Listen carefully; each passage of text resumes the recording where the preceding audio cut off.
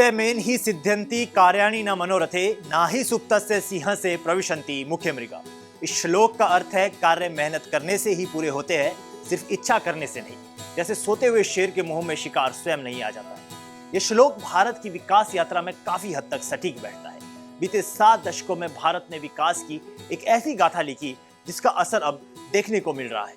जिस देश को कभी सपेरों का देश कहा जाता था, आज वो दुनिया को एआई में टक्कर दे रहा है। नई दिल्ली के भारत मंडपम में आज से इंडिया एआई इम्पैक्ट समिट की शुरुआत हो गई है। इस आयोजन को दुनिया एक बड़े और ऐतिहासिक आयोजन के रूप में देख रही है। ये ग्लोबल साउथ में होने वाला पहला बड़ा वैश्विक एआई शिखर सम्मेलन है। इस समिट की खास बात यह है कि यहाँ एआई को सिर्फ नई तकनीक के रूप में नहीं, बल्कि लोगों की भलाई, समावेशी विकास और पर्यावरण के लिए उपयोगी साधन के रूप में पेश किया जा रहा है।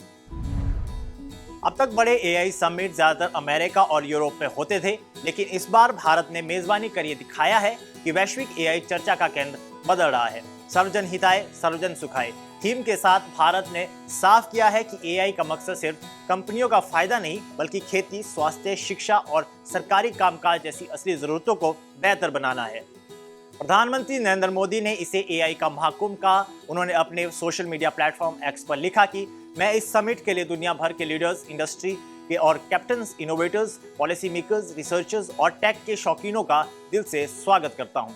समिट की थीम है सर्वजन हिताय सर्वजन सुखाय, या सभी के लिए कल्याण, सभी के लिए खुशी, जो ह्यूमन सेंट्रिक प्रोग्रेस के लिए आर्टिफिशियल इंटेलिजेंस का इस्तेमाल करने के हमारे साझा कमिटमेंट को दिखाता है। इस सम्मेलन में 100 से ज्यादा देशों के प्रतिनिधि आए हैं। 20 से अधिक देशों के राष्ट्राध्यक्ष, प्रधानमंत्री और उपराष्ट्रपति स्तर के नेता मौजूद हैं।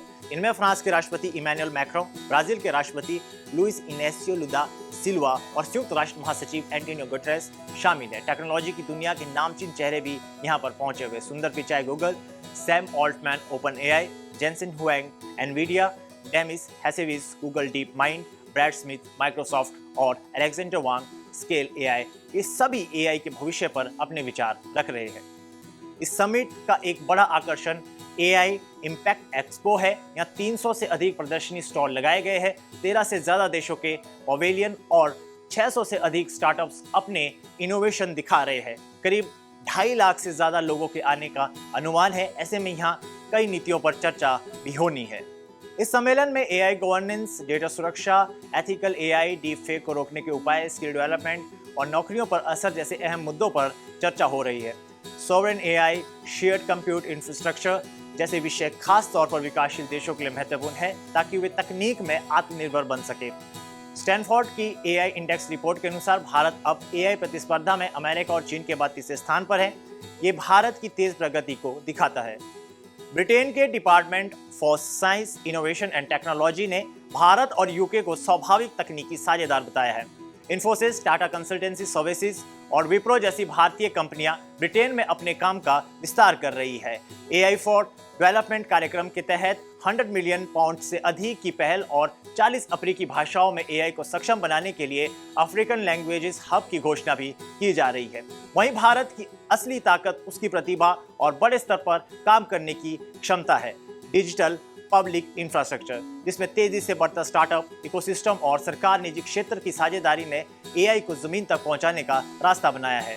स्वास्थ्य सेवाओं में एआई से तेज जांच, खेती में मौसम और फसल की भविष्यवाणी, शिक्षा में पर्सनलाइज्ड लर्निंग और गवर्नेंस में डेटा आधारित फैसले, ये सब दिखाते हैं कि भारत एआई को समाज के बदलाव के साधन बना रहा है। संयुक्त राष्ट्र महासचिव एंटोनियो गुटेरेस ने भारत को बहुत सफल उभरती अर्थव्यवस्था बताते हुए कहा कि एआई समिट की मेजबानी के लिए ये सही जगह है।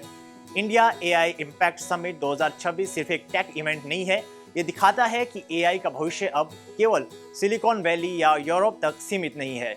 नई दिल्ली अब वैश्विक एआई दिशा तय करने में अहम भूमिका निभा रही है।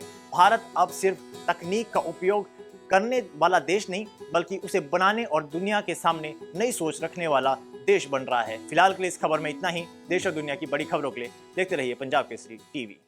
हमसे जुड़े रहने के लिए हमारे YouTube चैनल को सब्सक्राइब करें और नई वीडियो की नोटिफिकेशन के लिए बेल आइकॉन को दबाएं।